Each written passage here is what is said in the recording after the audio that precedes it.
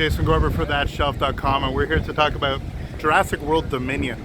I'm at some ridiculous, Niagara Falls tourist thing with a bunch of dinosaurs, and what's not to love about that? Certainly this seems more exciting to me than anything that you're going to get in Jurassic World Dominion. I gotta say, in a funny way, I hated it less than I think most people. I think my expectations weren't super high, I gotta say.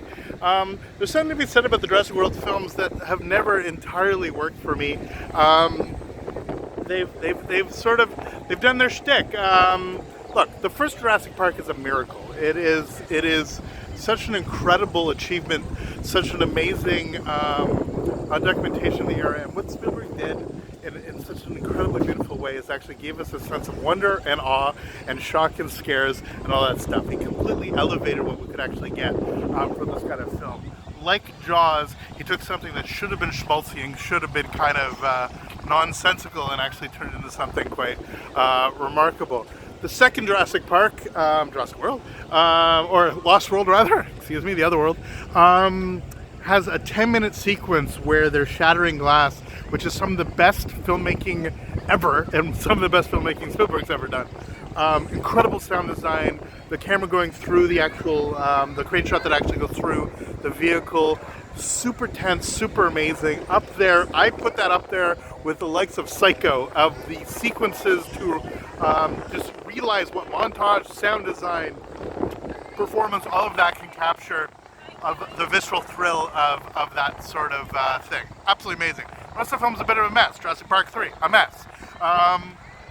So now we have this new trilogy, the Jurassic World trilogy, which absolutely sort of toys with nostalgia, certainly plays this role, does what it needs to do in terms of showcasing what has come before, introduces us to a series of new characters, and basically creates a new triptych. Now, the last one, I kind of liked. I mean, it's not so good, but it was the haunted house vibe. Sort of brought in the whole notion of some sort of moral ambiguity regarding human cloning and all of that stuff, and played out. And certainly went in a darker area, certainly something a little bit less kiddie. You knew things were probably going to work out for our protagonist, but certainly asked pretty sort of more fundamental questions, deeper questions, like the first film did, in terms of, nobody asked if we, when everybody was asking if we could, nobody asked if we should. That sort of very famous line said by the inimitable, a very imitable Mr. Goldblum. So here we have Jurassic World Dominion, the sort of culmination of, I guess, the second trilogy, if we want to think of it that way. We have sort of that group back in line, the sort of dynamic between the young girl and our sort of two leads that have led us through the other two films. And then we have bringing the old band back together at last, I guess, a bit of fan service, a bit of remembering why these people were so charming in the first film, the dynamic. They've all lived lives, and yet here they are coming back together and being chased by a bunch of giant man-eating lizards that are not lizards and don't actually eat many men. They seem to chew them. It's the whole thing.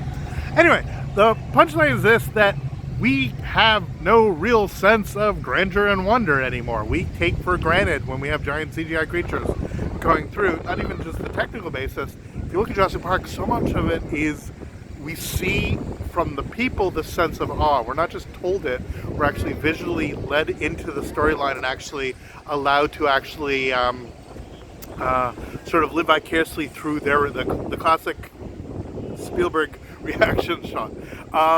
Whereas this, I think we're told like 7 times that Gigantosaur, whatever the hell it is the world's largest carnivore. It's like we're supposed to remember this as some sort of trivia question. The whole thing feels script-wise super forced and super sort of dull, frankly. There's a lot of running around, there's a lot of chasing, there's a lot of sort of a kind of an Elon Musky slash whoever we want to say in terms of the, I mean, it's kind of, is it somewhere between Bill Gates and Elon Musk, and yet a little bit of the sort of Apple nonsense, not quite turtlenecky stuff, the Steve Jobs sort of vibe? I don't know, it all sort of plays out with it. You have like a gazillionaire who's sort of doing stuff that he shouldn't necessarily do. but he seems relatively incompetent and certainly spending money in ways that are not, you know, really conducive to what he's actually doing it. There's chase scenes in bazaars and marketplaces and Malta. Again, I've described it as being sort of like the James Bond stuff. You actually have one of the Chris's on a motorcycle. Totally feels like Daniel Craig being in a motorcycle chase through these narrow streets. But of course, he's being chased by a bunch of raptors, because why not?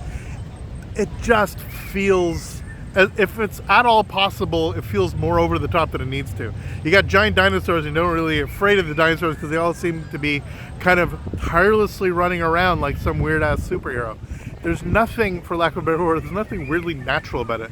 Go back to watch the T-Rex section. Go back to watch how, on the first film, that is shot.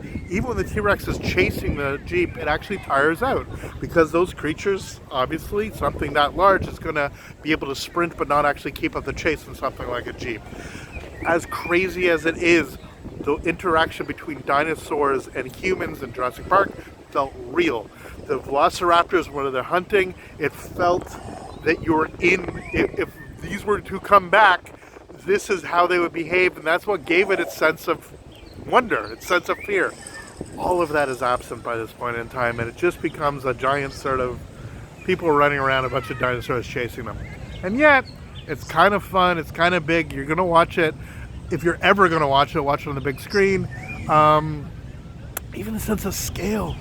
The fact that Spielberg actually shot most of his stuff is actually 16:9 or 1:5:1, so that by being a taller aspect ratio, you get a greater sense of, as you're zooming stuff in, everything's looking up, or you're going way over, you know, this sort of sense of what you're looking up for. It all sort of behaves that way.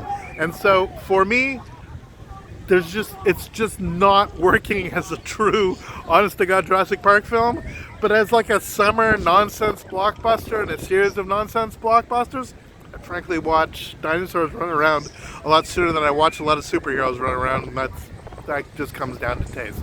Should you see it? Probably, certainly to close off the section, but there's definitely some blockbusters that are in theaters now and coming shortly that are far, far superior. And if you have to make a choice between one or the other, this is not necessarily the one that I would choose. I think it's about time to let this storyline go extinct. I think there may be other ways of actually dealing with this, but we don't need to be yet again treading the same ground in the same way, digging up the same fossils and bringing them to life. I think there's a different way that we can do it, and I look forward to whatever the heck that will be. For thatshelf.com, I'm Jason Gorber. Thanks so much for watching. Please subscribe, follow us on social media, and we will see you next video. All the best. Take care.